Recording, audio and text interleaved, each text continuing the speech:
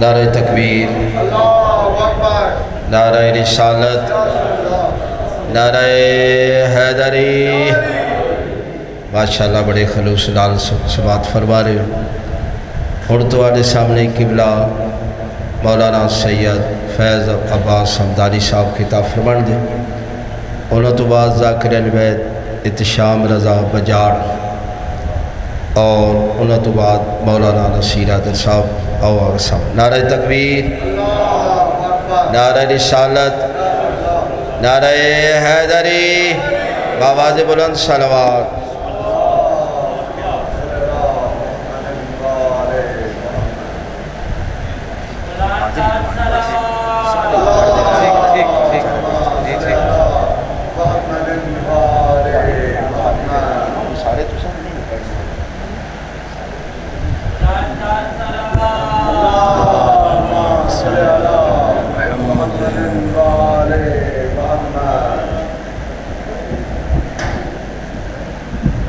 نعرہ تکبیر، نعرہ رسالت، نعرہ حیدری۔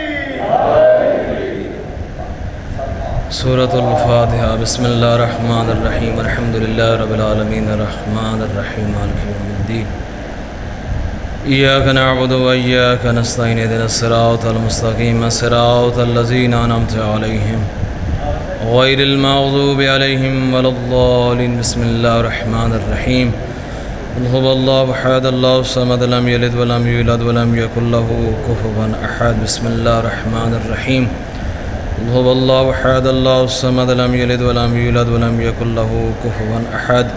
بسم اللہ الرحمن الرحیم، قل هو اللہ احد اللہ الصمد لم یلد ولم یولد ولم یکن له کفوا احد۔ اللہم صلی علی محمد وآل محمد، بلندتر صلوات۔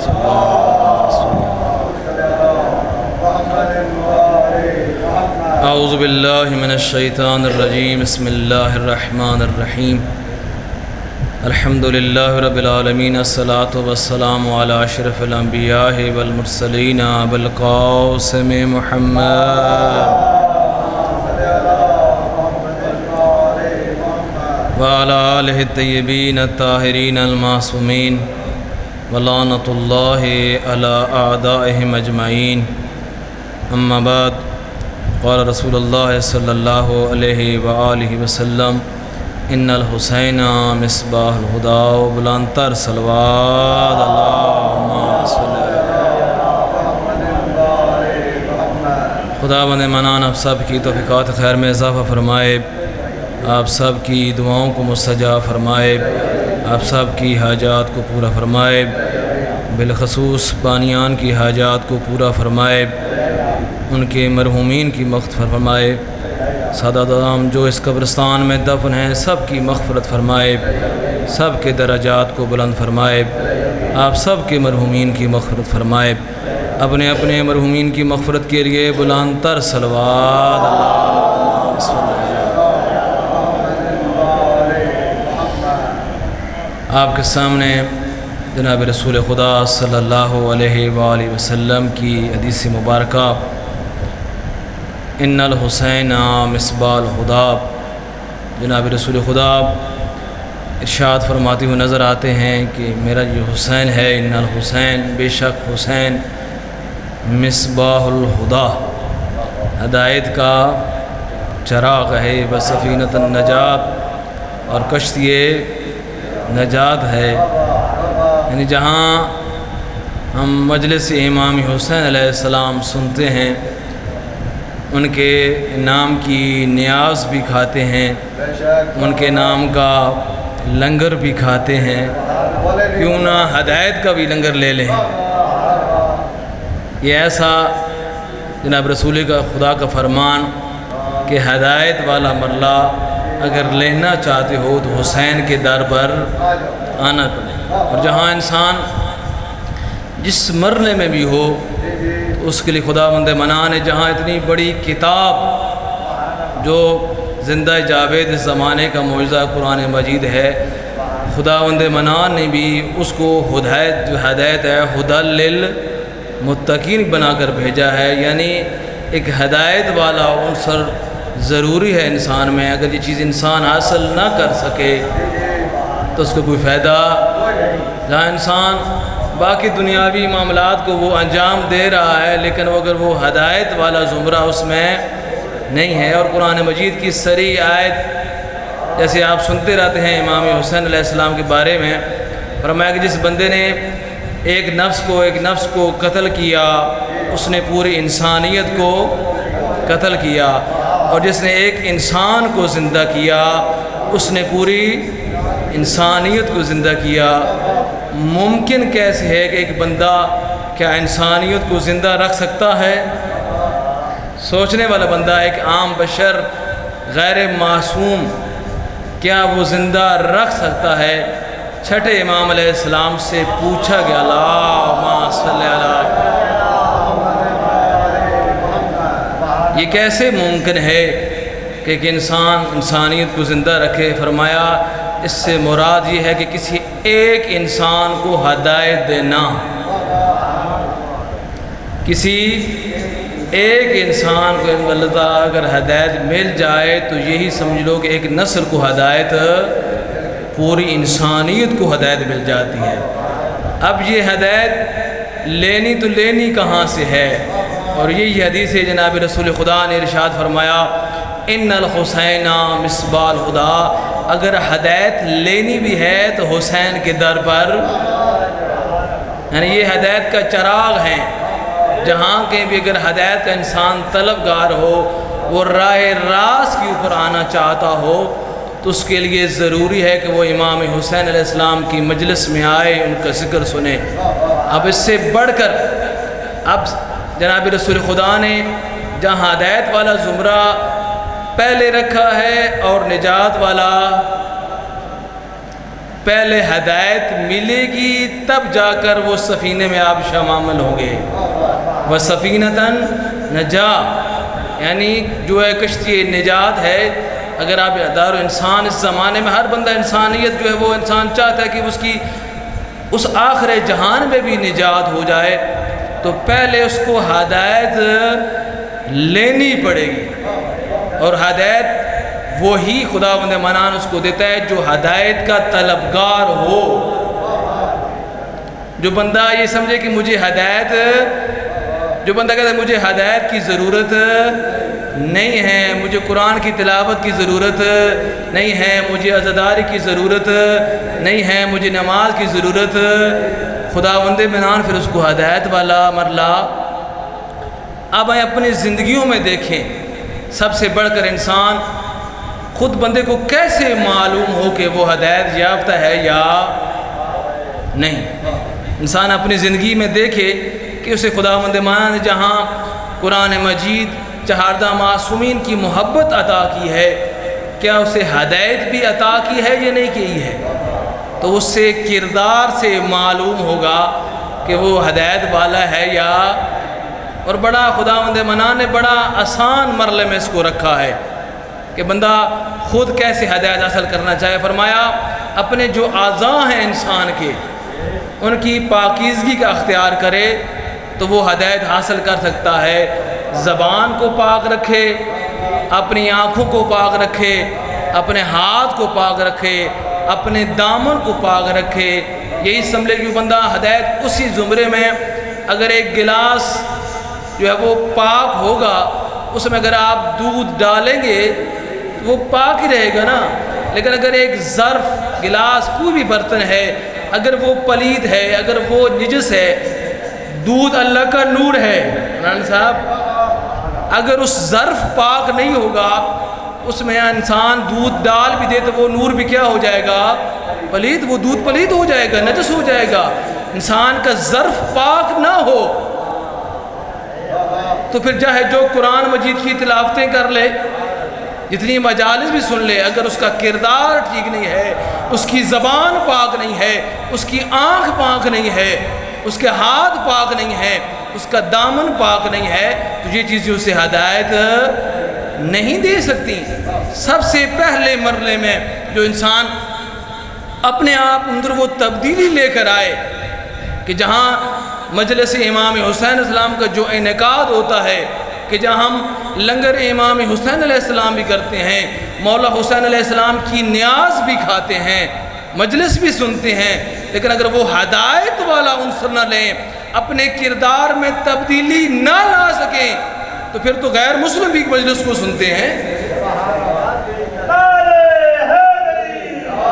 بات سمجھنے والی ہے، اگر صرف سننا معیار ہے، شرکت معیار ہے، تو پھر غیر مسلم اس میں شریک ہیں۔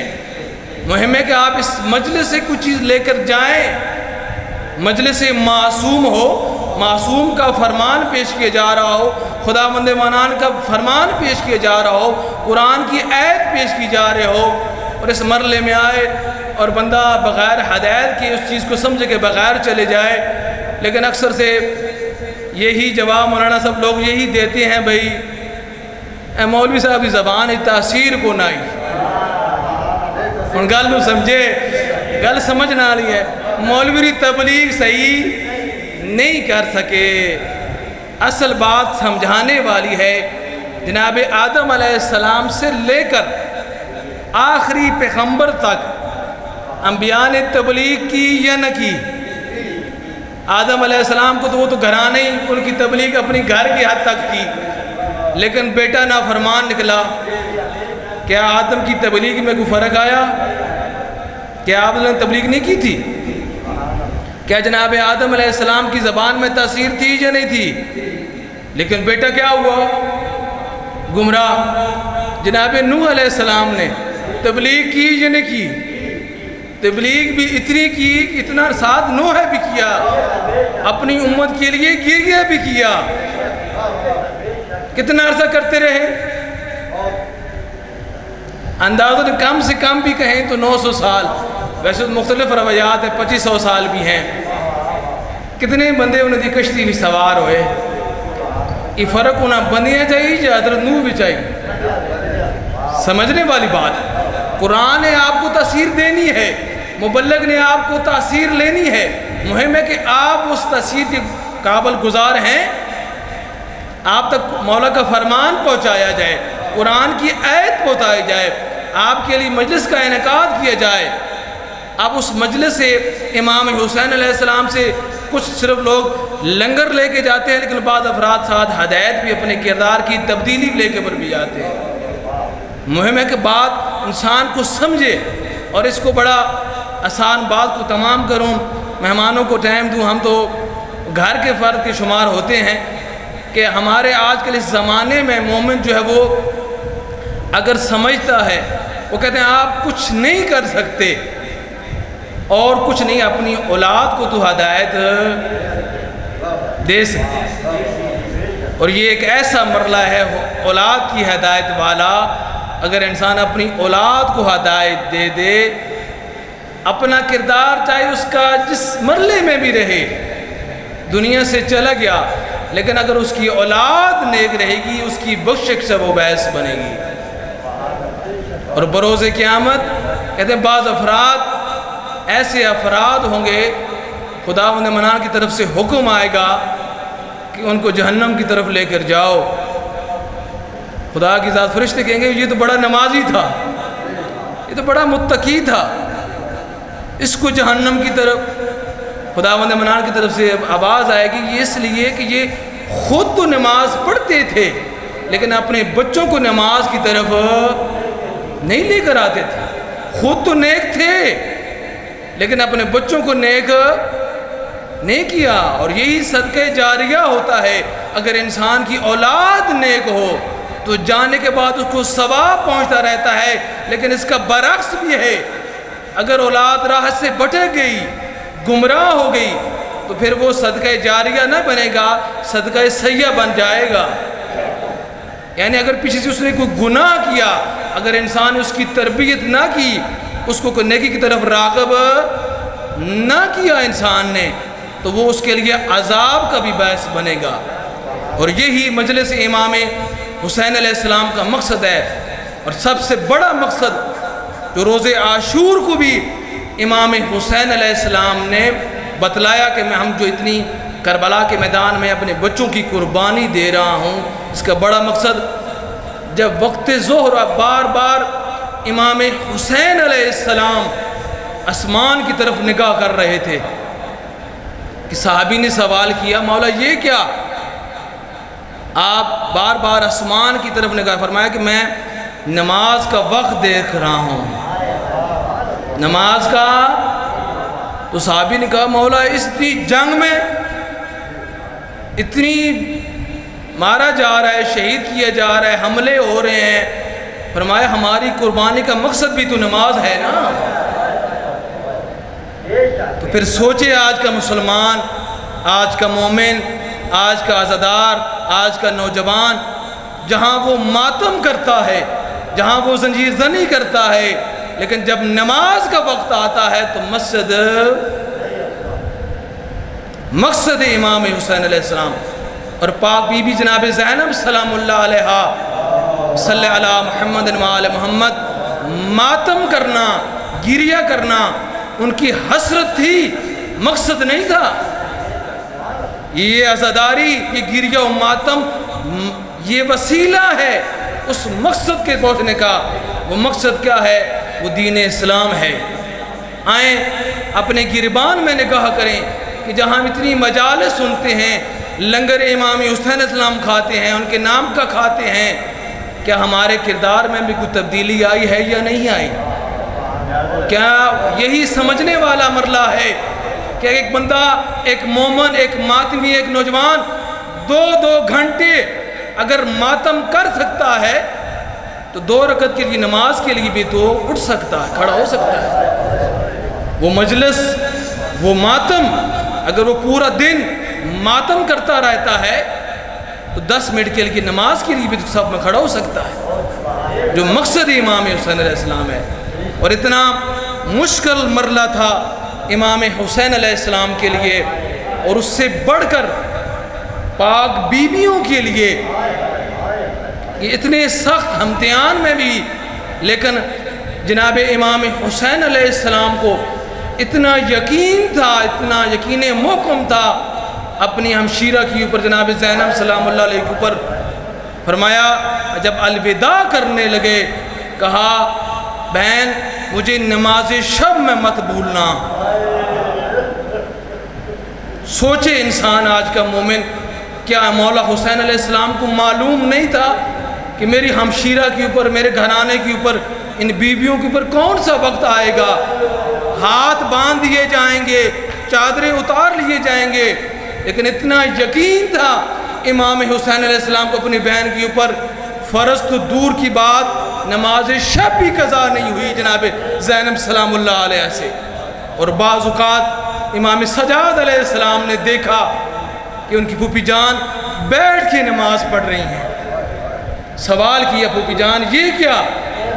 آپ بیٹھ کے، فرمایا اتنا کھانا آتا ہے جو صرف اور صرف بچوں کو دیا جاتا ہے، تقسیم کر دیتی ہوں، اپنے لیے نہیں بچتا، انسان کمزور اور نحیف ہو جاتا ہے۔ فرمایا کہ جب روز عاشور شام غریبہ کے وقت ہر کی فیملی کی طرف سے جو پانی لایا گیا تھا امام حسین علیہ السلام کی بیویوں کے لیے، اور جب جناب زینب سلام اللہ علیہ کے سامنے پیش کیا گیا، اب جناب زینب سلام اللہ نے بچوں میں دینا چاہا، اب ڈھونڈنے لگی کہاں ہے جناب سکینہ۔ ڈھونڈتے ہی آپ پہنچی کہ جہاں امام حسین علیہ السلام کا بدن پڑا تھا، سر موجود نہیں تھا۔ بی بی کو اٹھایا، فرمایا پانی۔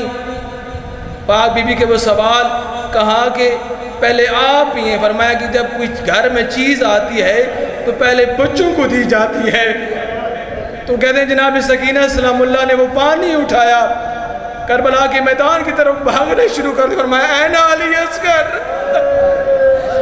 فسیعلم الذین ظلموا ای منقلب ینقلبون۔